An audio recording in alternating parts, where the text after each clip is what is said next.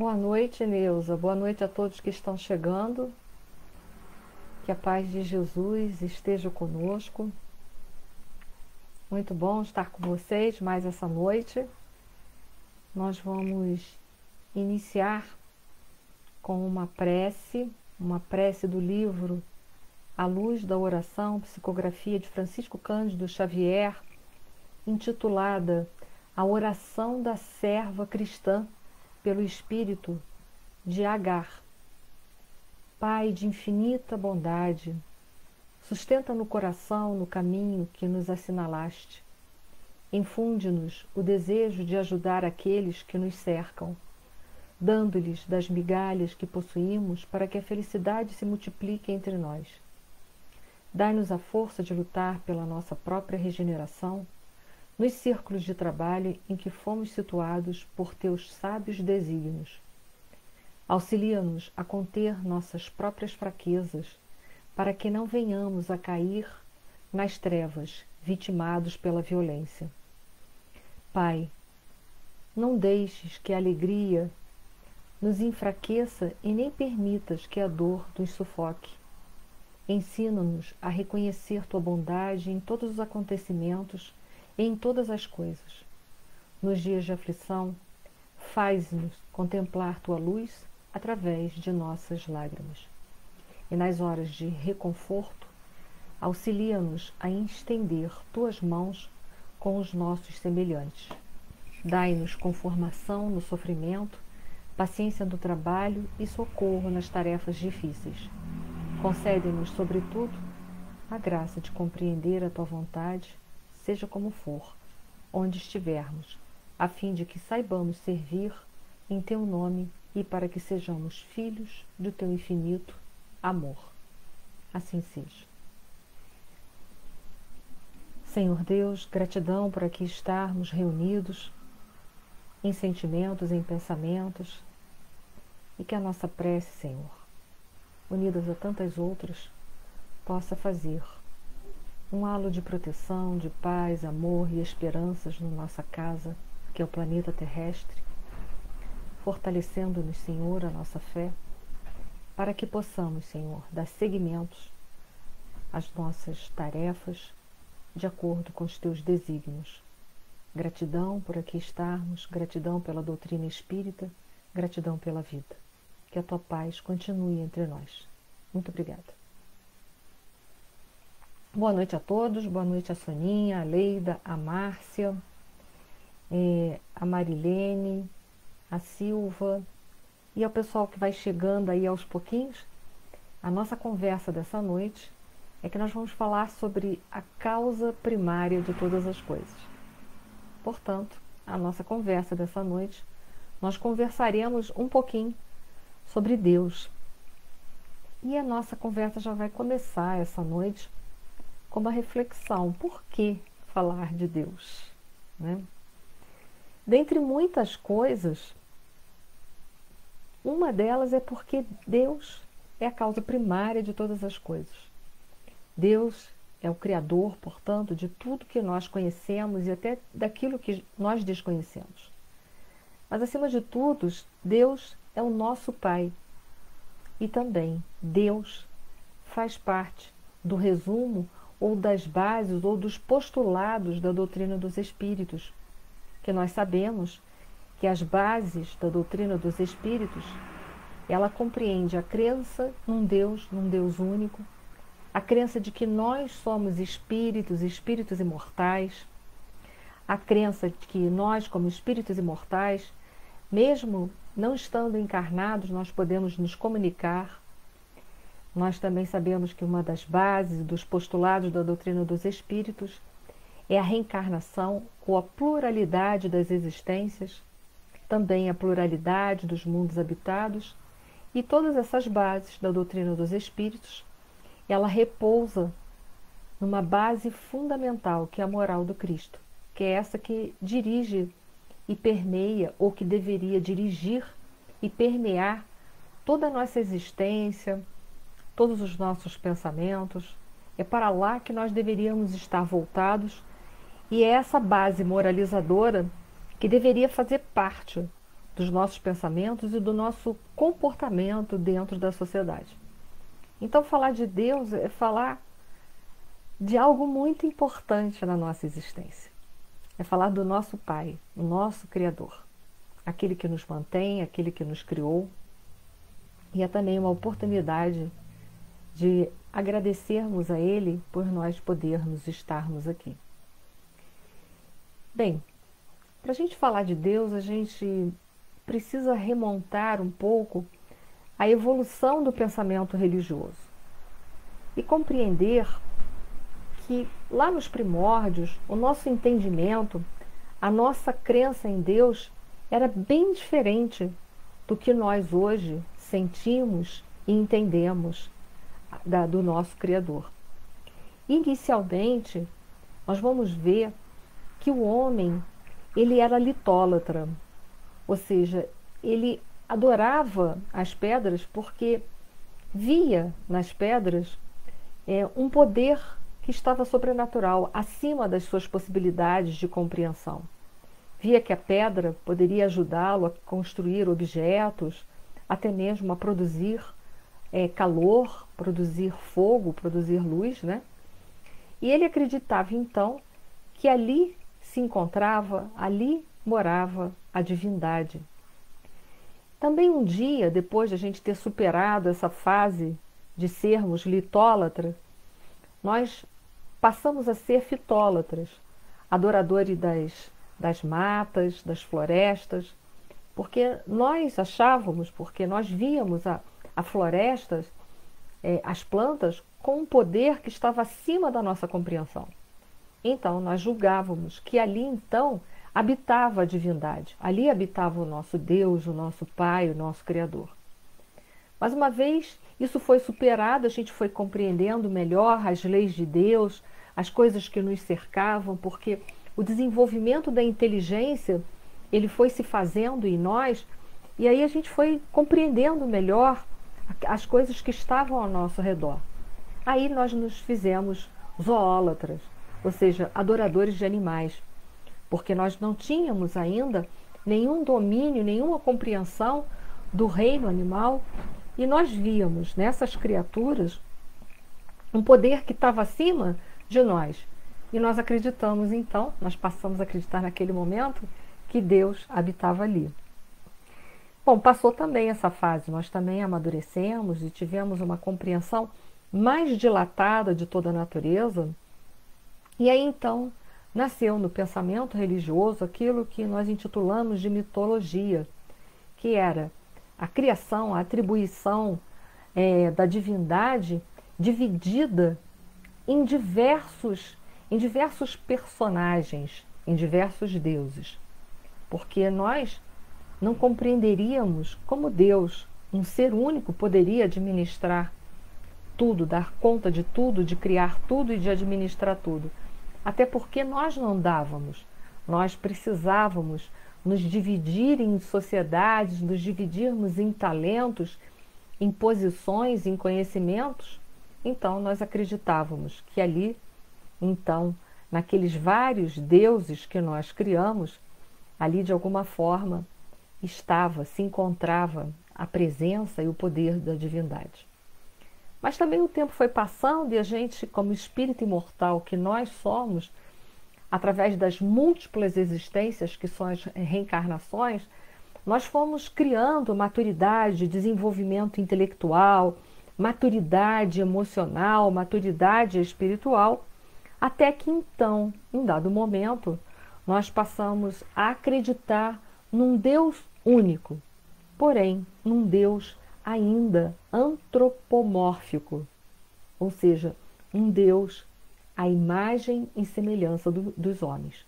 Já era um Deus único, já foi um grande passo que nós demos, porém, era um Deus semelhante às qualidades humanas. O tempo se passou muito desse tempo, né? Veio o nosso Senhor Jesus Cristo, que apresenta para toda a humanidade um Deus que, além de ser Deus único, mas é um Deus Pai, um Deus de misericórdia, um Deus de amor, de bondade infinita, de justiça divina. E começa então a trazer um novo pensamento, uma nova ideia sobre as questões da divindade para nós, mostrando que Deus não poderia ter, de forma nenhuma, atribuições humanas. Muito bem, veio então a doutrina dos espíritos, né? A terceira revelação, que além de nos apresentar a imagem de um Deus único, também reforça aquela desconstrução de um Deus antropomórfico, ou seja, nos ajuda a mergulharmos nos conceitos que nosso Senhor Jesus Cristo já havia deixado para nós. Um Deus Pai, um Deus de misericórdia, e com isso a doutrina dos Espíritos deu para nós uma abertura, todo um leque para que nós pudéssemos, posteriormente, tecer uma compreensão melhor. E aí a pergunta de número 1 do Livro dos Espíritos, Allan Kardec, ele vai perguntar para a espiritualidade amiga e bondosa, que é Deus? Ou seja, Kardec não se dirige aos espíritos superiores perguntando quem é Deus, porque se ele fizesse isso, nós voltaríamos novamente à ideia de um Deus antropomórfico. Mas ali Kardec, mais uma vez, além de reforçar o pensamento de nosso Senhor Jesus Cristo, ele procura ampliar e aprofundar a ideia de que seria o nosso Criador. Como seria o nosso Criador? E por isso que Allan Kardec pergunta, que é Deus? E aí a espiritualidade amiga, bondosa e superior, ela diz que Deus é a inteligência suprema, causa primária ou primeira de todas as coisas. E ponto final. E dali para frente, então, essa obra, o Livro dos Espíritos, vai nos dar mais alguns subsídios e mais algumas informações do que poderia ser Deus e daquilo que não poderia ser Deus para todos nós. Mas a nossa questão é: como acreditar sem ver? Nós que precisamos ainda de algo tão material para a gente transportar toda a nossa confiança ainda. Nós ainda somos seres, espíritos imperfeitos e precisamos muito de coisas ainda que sejam palpáveis, materiais, para que nós possamos ter certeza de que realmente existe, de que realmente está ali presente, de que realmente é uma força. Nós ainda somos criaturas que necessitamos, muitos de nós, não vou dizer todos, de coisas palpáveis para nós podermos nos entregar, para nós podermos acreditar verdadeiramente. E aí que eu vou contar uma história para vocês. Dizem que há muito tempo atrás, muitos anos atrás, um grande rabino, um grande sábio, foi chamado por seu imperador para que o imperador fizesse a ele algumas perguntas. E o imperador, então, voltou-se para esse grande rabino, que era um homem muito sábio, muito inteligente, e falou assim para esse rabino: eu gostaria muito de ver o vosso Deus. E aí o rabino virou-se para ele e disse: é impossível. E aí o imperador voltou-se para ele e diz assim: impossível? Então como posso confiar minha vida a alguém que não posso ver? E aí então o sábio virou-se para o imperador e disse assim: mostre-me no seu bolso onde você tem guardado o amor pela sua mulher e deixa-me pesá-lo para ver se é bem grande esse amor. E aí o imperador voltou-se para ele e disse assim: não seja tolo, ninguém pode guardar o amor num bolso, respondeu o imperador. E aí o rabino voltou-se para ele e disse: o sol é apenas uma das obras que o Senhor colocou no universo, e no entanto você não pode olhá-lo diretamente. Tampouco pode ver o amor, mas sabe que é capaz de apaixonar-se por uma mulher e confiar sua vida a ela. Não lhe parece evidente que existem certas coisas em que confiamos sem ver? Muito bem. Vamos seguir a nossa linha de raciocínio. Após a gente ver toda a definição que dá Kardec para nós, colocando Deus, né, como uma inteligência suprema, um ser supremo, não como alguém, uma personalidade, mas um ser supremo, a causa de todas as coisas do universo, a gente vai avançando, avançando e querendo cada vez mais reforçar, através do nosso processo intelectual e da nossa razão, a gente quer reforçar essa crença que nós trazemos dentro de nós, já muitos de nós, em algo que nós não podemos ver, não podemos tocar, não podemos exatamente pesar, né, medir, mas que fala fundo no nosso coração, que está presente na nossa crença, apesar da gente não ver. Foi aí que na questão de número 4 do Livro dos Espíritos, Kardec faz a seguinte pergunta para a espiritualidade superior: onde se pode encontrar a prova da existência de Deus? O que queria Kardec ali? Reforçar as questões da fé racional, porque a nossa fé racional, ela não é uma fé dogmática, uma fé sem fundamento. E aí, então, que a gente daqui a pouco vai ver a resposta, né? Onde podemos encontrar a prova da existência de Deus. Mas antes disso, que eu vou levar vocês a uma série de reflexões, eu vou contar uma outra história intitulada Existência de Deus, que está num livrinho de criança intitulado Pai Nosso, pelo Espírito de Meimei, psicografia de Francisco Cândido Xavier. Diz assim a história que está lá no livro Pai Nosso. Conta-se que um velho árabe analfabeto orava com tanto fervor e com tanto carinho cada noite, que certa vez o rico chefe de uma grande caravana chamou à sua presença e lhe perguntou: por que oras com tanta fé? Como sabe que Deus existe quando nem ao menos sabes ler? O crente fiel respondeu: grande Senhor, conheço a existência de nosso Pai Celeste pelos sinais dele. Como assim? Indagou o chefe dessa caravana. O servo humilde explicou-se: quando o senhor recebe uma carta de pessoa ausente, como reconhece quem a escreveu? E aí o chefe da caravana respondeu: pela letra. Quando o senhor recebe uma joia, como é que se informa quanto ao autor dela?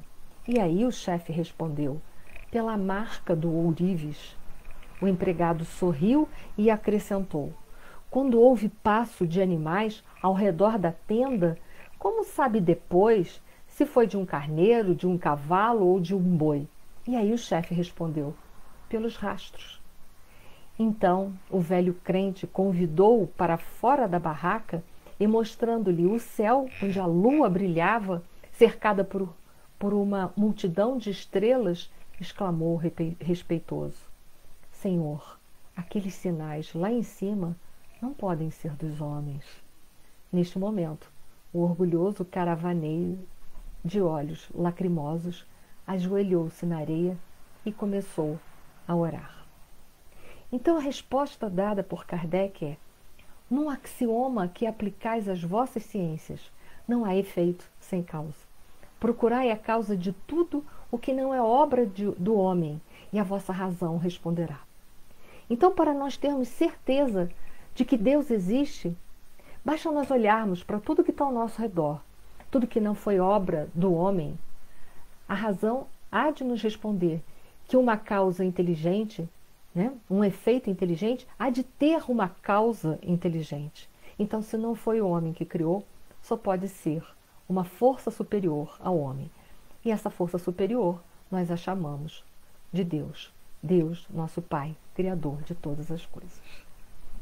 Então vamos seguindo a nossa reflexão.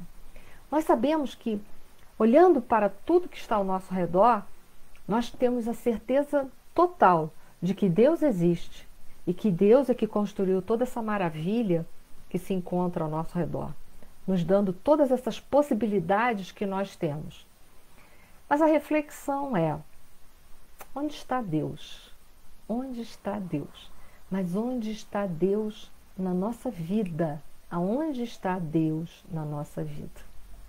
E aí que então, agora, mais uma vez, para a nossa reflexão e abrangência, vou contar uma outra história, porque hoje eu estou cheia de histórias para vocês. Diz que numa pequena cidade, num lugarejozinho, haviam duas crianças, dois irmãos que eram crianças, um de 8 anos, outro de 10. Eles eram do barulho, gente. Podia ter certeza que qualquer confusão que tinha naquele lugarejo, com certeza absoluta, sem pestanejar, os pirralhos estavam metidos naquela confusão. A mãe das duas crianças, dos dois rebentos, estava muito preocupada com o futuro dos rebentos dela, que eram extremamente encapetados. E já não sabia mais, dentro do processo educacional empregado por ela, o que ela poderia fazer para ajudar os filhos. Desesperada que ela se encontrava, ela foi até a igreja próxima e pediu ajuda ao pároco da igreja.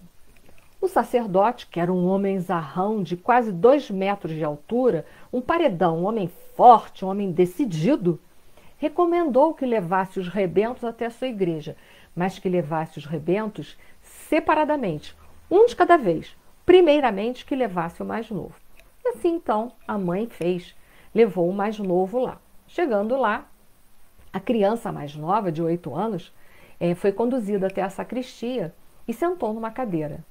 Logo, logo chegou aquele homem zarrão, aquele padre imenso, grande, imenso. Para ele, dirigiu-se até a criança e perguntou assim: "Onde está Deus, menino?" Ante o mutismo da criança, que ficou apavorada com aquele homem falando daquela maneira, o padre, então, vendo que a criança não respondia de forma alguma, ele falou ainda com mais ênfase e mais alto, dirigindo-se o dedo em riste para a criança, e perguntou: "Onde está Deus?" A criança ficou apavorada.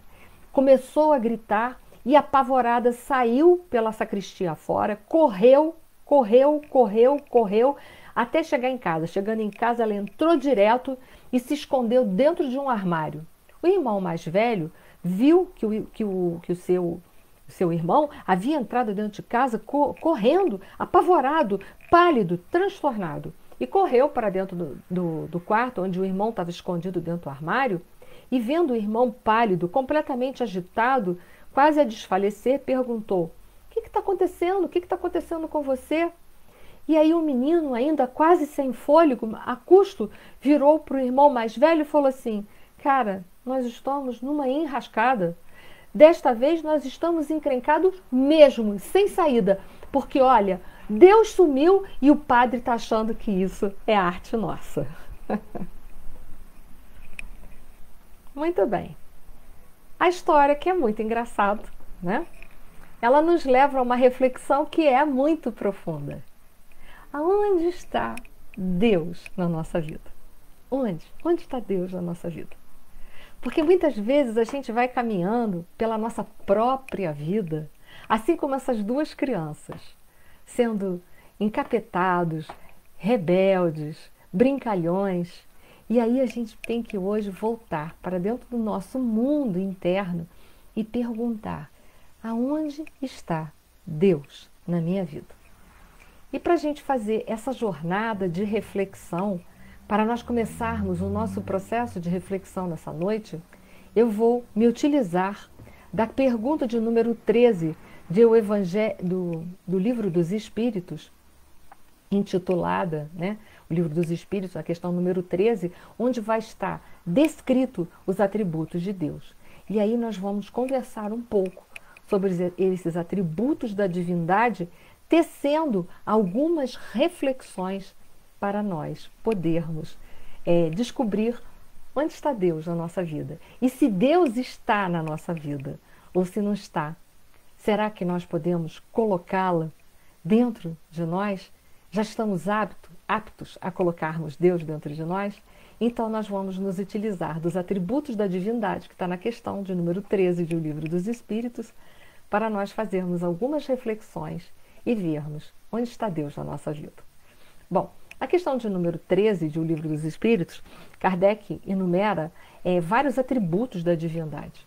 Primeiro ele diz que Deus é eterno, depois ele diz que Deus é imutável, é imaterial, Deus é único, onipotente, soberanamente justo e bom e, finalmente, onipresente.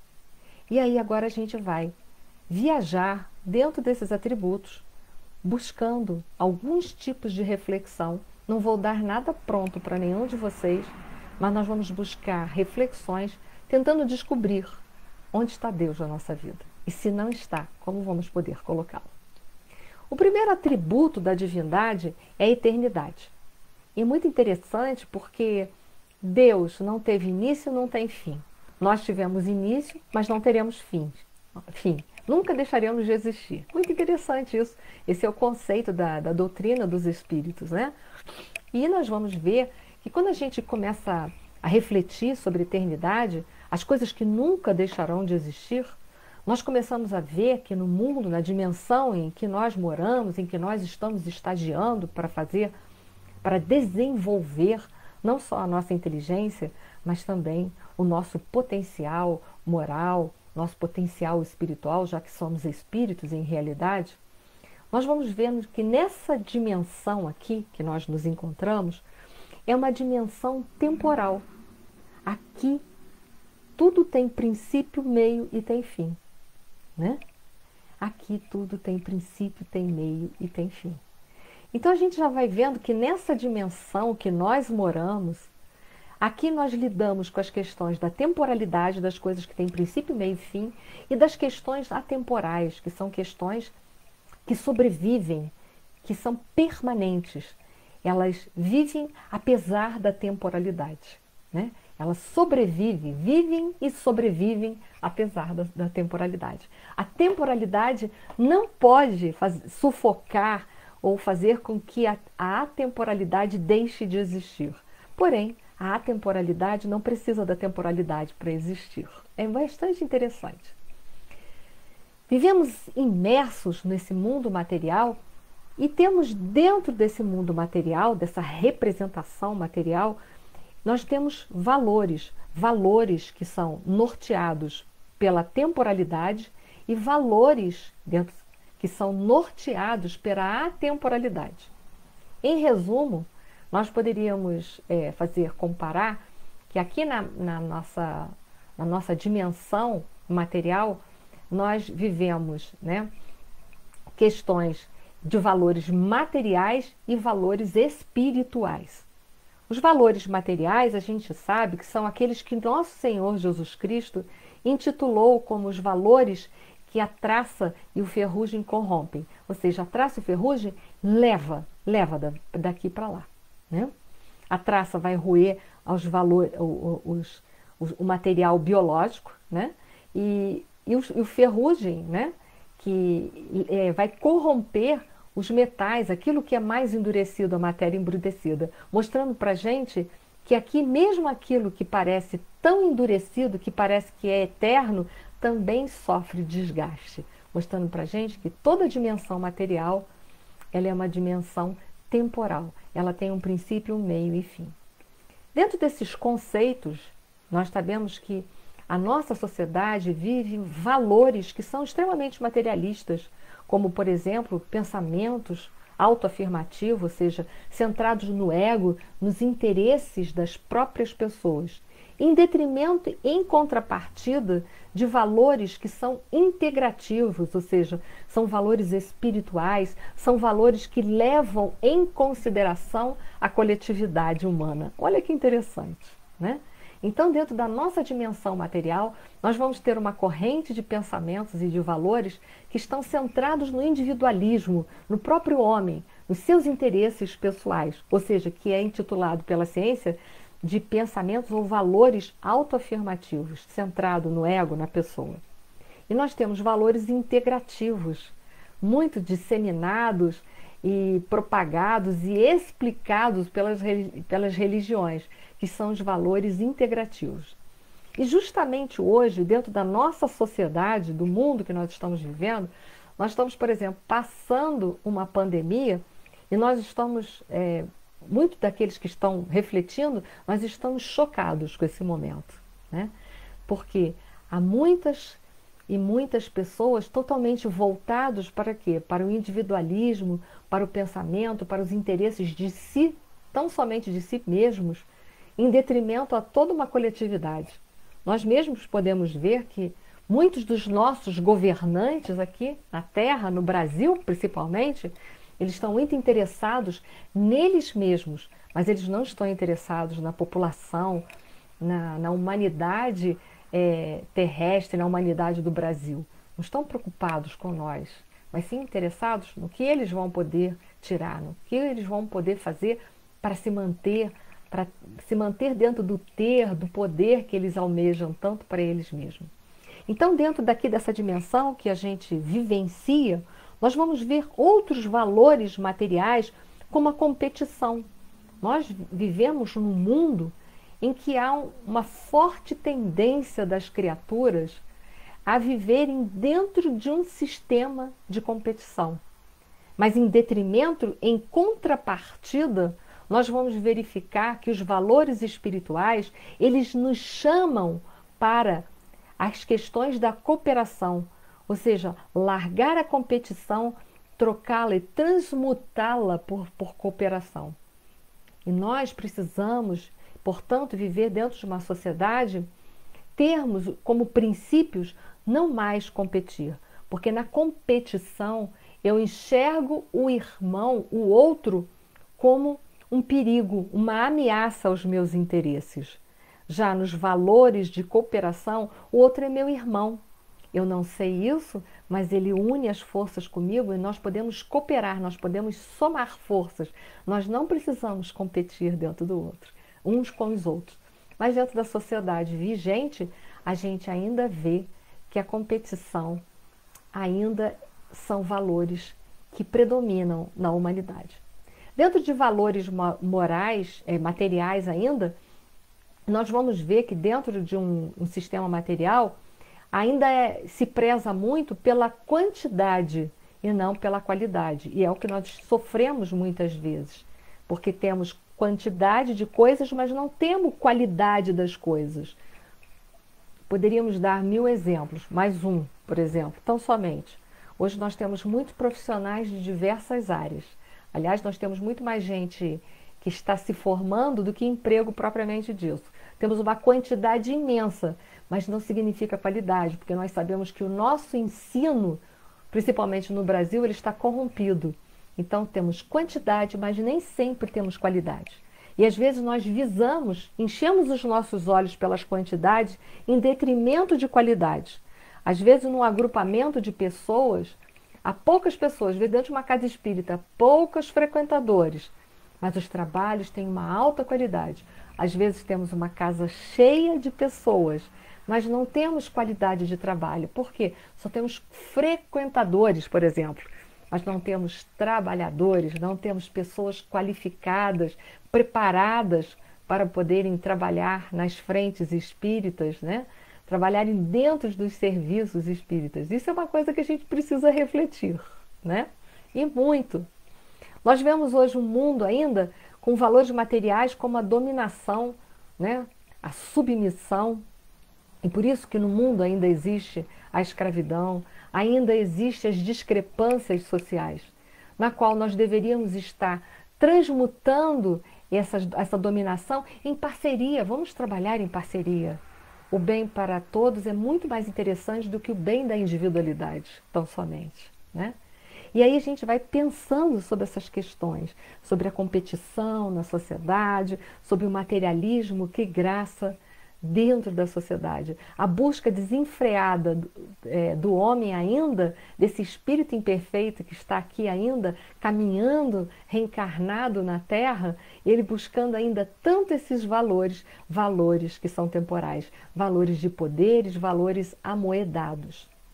E aí que dizem que há muito tempo, na China antiga, um homem, ele foi nomeado a mandarim, uma espécie de conselheiro na China, é um cargo de grandiosíssima importância.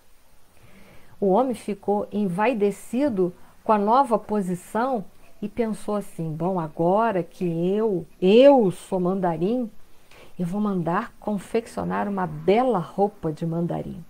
E ele tinha um grande amigo, e ele então chega para esse amigo e fala assim, olha, agora que eu sou um homem importante, eu sou um mandarim, eu preciso confeccionar roupas à altura daquilo que sou. Você poderia me indicar um alfaiate? E aí o amigo dele olhou para ele e falou assim, claro, eu tenho um velho alfaiate, um homem muito sábio, que é a pessoa que vai poder fazer a roupa ideal para você. E indicou então esse grande homem sábio, que era um alfaiate, para que o seu amigo, que tinha sido nomeado a mandarim, pudesse confeccionar a sua roupa de mandarim, né? Chegando lá, o alfaiate, que era um velho sábio, tirou todas as medidas daquele homem e virou-se para ele e falou assim, bem, agora que eu já estou em posse de todas as suas medidas, eu já anotei tudo aqui, mas eu preciso de uma informação do senhor que é de suma importância para que eu possa dar os detalhes finais à sua roupa. E aí o recém-nomeado mandarim virou-se para esse homem e disse assim, pois não, qual é a pergunta? Bom, eu gostaria de saber há quanto tempo o senhor está na função de mandarim? E aí o homem, né, aquele mandarim virou para ele, ora, mas para que o senhor precisa saber disso? E que isso poderia ter de importância para confeccionar a minha roupa?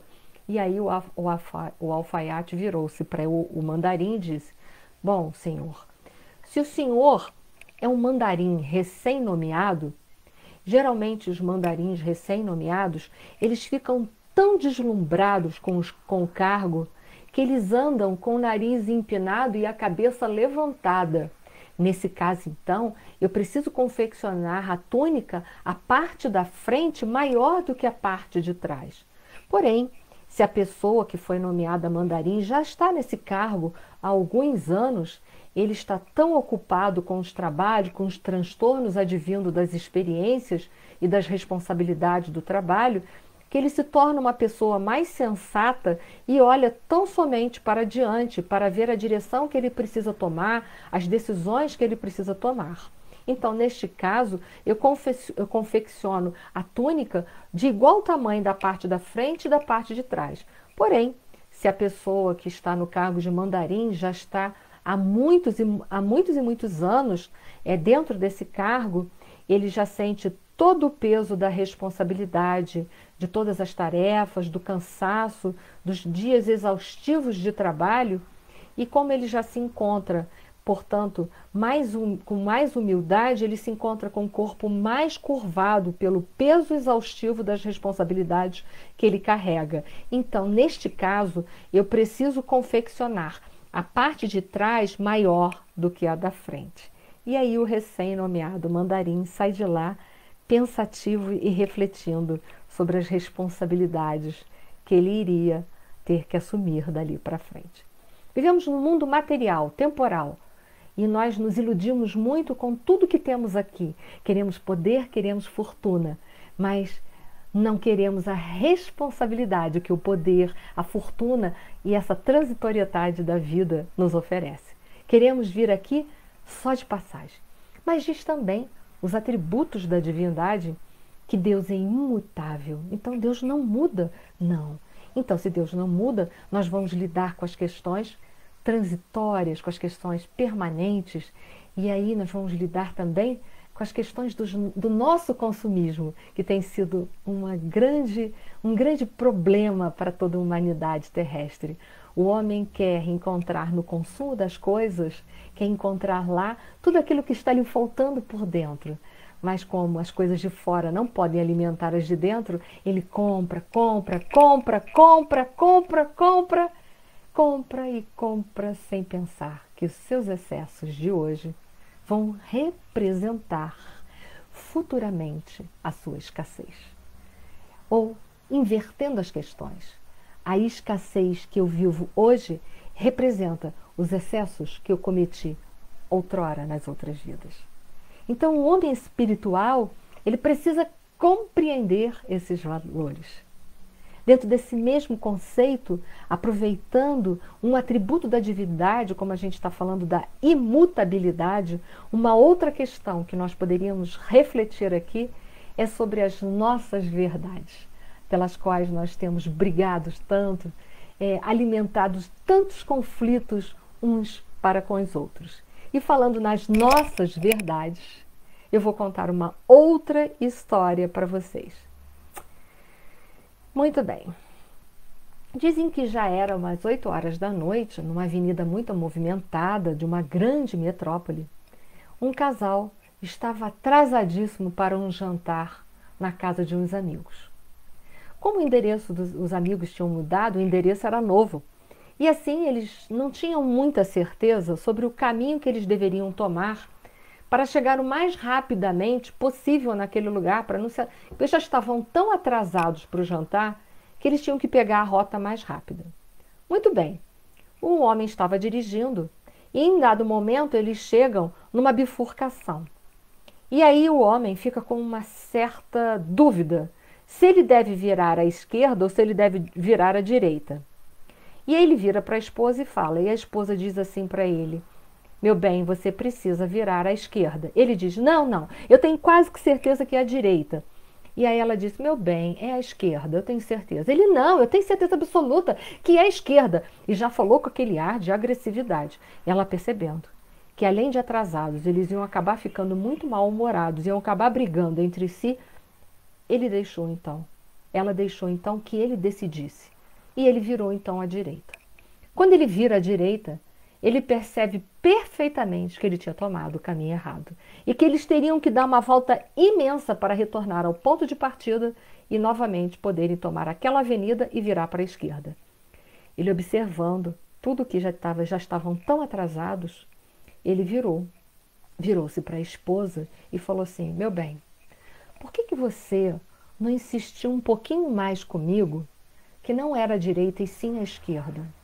E aí ela então, carinhosamente, falou assim, meu querido marido, verifiquei que você estava muito irritado e que não ia demorar muito, nós iríamos brigar muito. Então, entre ter razão e ser feliz, eu prefiro ser feliz. Muitas vezes nós discutimos pelas nossas opiniões. Queremos estar certos. Principalmente numa discussão, ambas as partes acham que estão profundamente certos. Esquecendo que só Deus é imutável, porém a verdade repousa em Deus. A minha verdade é uma verdade relativa. A minha verdade é apenas e tão somente um ponto de vista. E um ponto de vista, meus amigos, é a vista num ponto. Isso é uma coisa tão estreita, né? Mas nós brigamos com as pessoas, nós nos separamos das pessoas por causa dos nossos pontos de vista, né?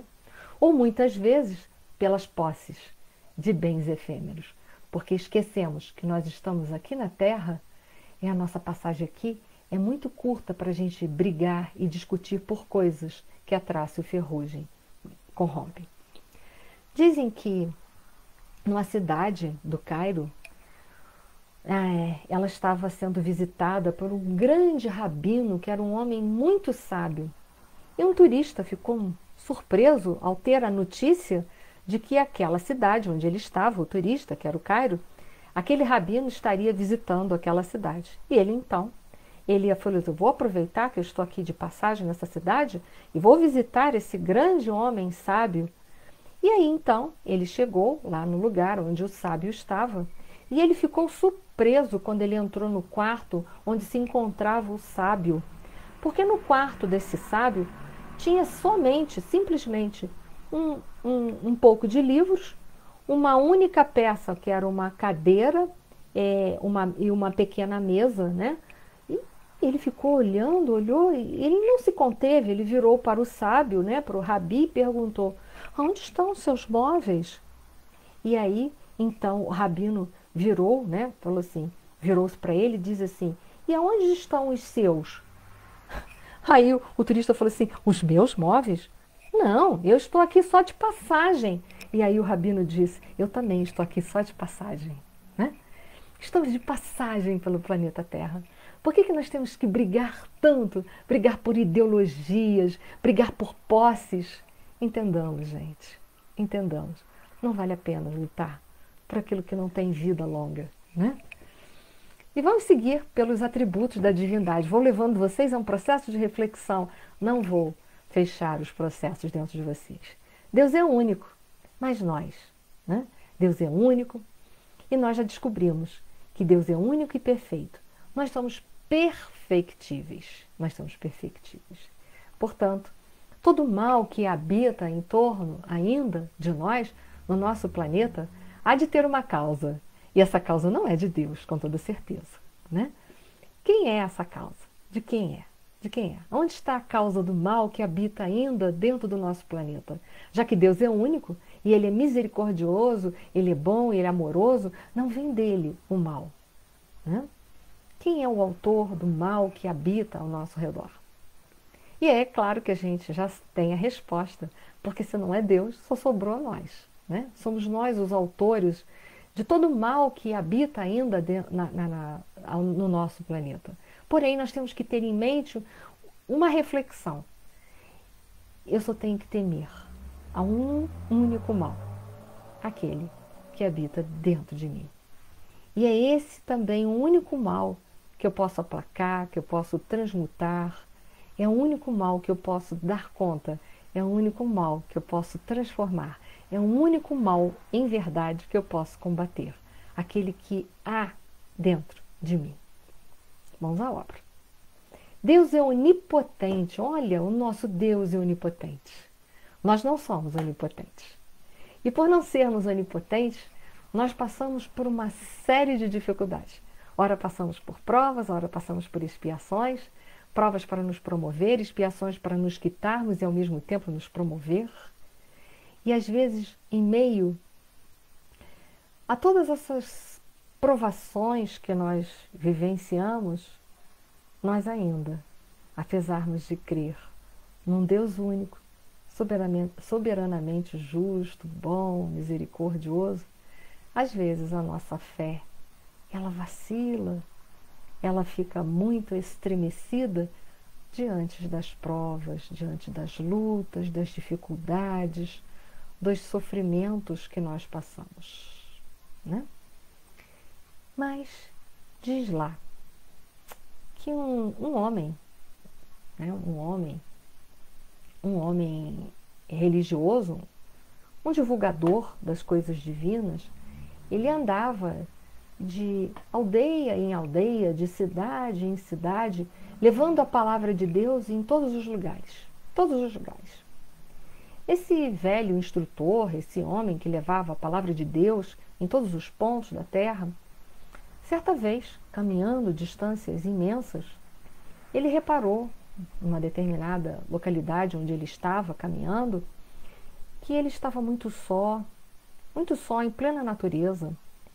E ele então, ele verifica que estava ficando muito tarde, onde ele estava era um lugar muito ermo, a noite estava ficando fechada, sem luar, e ele percebeu que estava armando uma grande tempestade. Ele estava se dirigindo a uma aldeia para pregar a palavra de Deus, e naquele caminho tão solitário ele veio andando e pedindo a Deus que o protegesse. Passou o tempo, anoiteceu, começou a armar uma tempestade e ele cada vez mais orando a Deus: Senhor, me protege, me ajuda, eu estou tão sozinho aqui. Ele vinha caminhando, ele e o seu cão. Até que em dado momento, né, ele percebeu uma cova confortadora à margem da onde ele estava passando. E ele pensou assim: bom, eu acho que já está começando a ficar escurecendo e também eu vejo que mais ao longe está vindo uma tempestade. Eu acho que eu vou entrar nessa cova e vou passar aqui à noite. Amanhã, quando clarear, eu vejo direitinho, melhor para onde eu estou indo, porque eu não conheço esse caminho. Bom, quando ele ia entrar na cova, enfim, quando ele vai para entrar, uma nuvem de moscas vorazes o ataca. E ele é obrigado a correr, sair correndo para que não fosse atacado pelas moscas. E foi em frente. Muito bem, foi andando e continuou: Senhor, me ajude, eu estou tão sozinho aqui, já está vindo a noite, vejo que ao longe vai vir tempestade, me ajuda a encontrar um lugar para que eu possa passar seguro a noite. Em dado momento, ele vê uma ponte rústica que oferecia passagem para um lugar, uma terra que era sedutora, parecia que iria protegê-lo, ampará-lo, ajudá-lo a passar aquela noite. Ele vê então que bastaria tão somente ele atravessar aquela ponte, ele poderia se acolher naquele lugar que pareceu ser o ideal para ele passar a noite. Bom, gente, mal ele botou o pé na ponte, vocês não imaginam o que aconteceu, a ponte se quebrou. E aí então, ele não pôde ir mais atravessar aquele lugar, né? E ele viu então que estava vindo já a chuva já estava anunciando, estava próxima. E ele viu então, a pouco passos dele, ele viu então uma árvore grande, uma árvore muito grande, que poderia então, ele poderia ficar ali abrigado, porque a chuva já começava a cair, e ele pensou, que bom, eu vou me abrigar nessa árvore. Ele se aproximou na direção dela e vou passar ali o resto da noite, até acabar isso tudo. Se acabar essa tempestade que já está vindo, acabar isso tudo, e amanhã eu descubro o caminho certo, se eu estou no caminho certo. Mal ele chegou perto da árvore, caiu um raio, e a árvore então parte-se ao meio. E ele continuou andando, já chovendo, ele e o cachorro dele todo molhado. Ele avista, ao longe, um casebre. E ele pensou assim, ai, graças a Deus, um lugar para nós passarmos a nossa noite. Ele bateu a porta, um homem ríspido, grosseiro, veio atender a porta, e ele então pediu, o senhor poderia deixar eu e meu cão passar aqui essa noite? Já está chovendo muito, eu não tenho muita certeza se eu tomei o caminho certo para onde eu desejo ir. E o homem foi ríspido com ele e mandou que ele fosse embora, que ali ele não abrigava ninguém. O homem então saiu na direção da estrada, porque já não cabia mais nada o que fazer. Ele já tinha pedido tanto a Deus que o ajudasse. Foi aí que então caiu um raio muito próximo, e o cão que estava com ele ficou tão assustado que saiu correndo em disparada. E ele então resolveu sentar na beira daquela estrada e deixar que a chuva passasse, o dia viesse, porque o que ele podia fazer? Ele não podia fazer mais nada, ele já tinha pedido tanto a Deus ajuda, mas nada acontecia de bom para ele.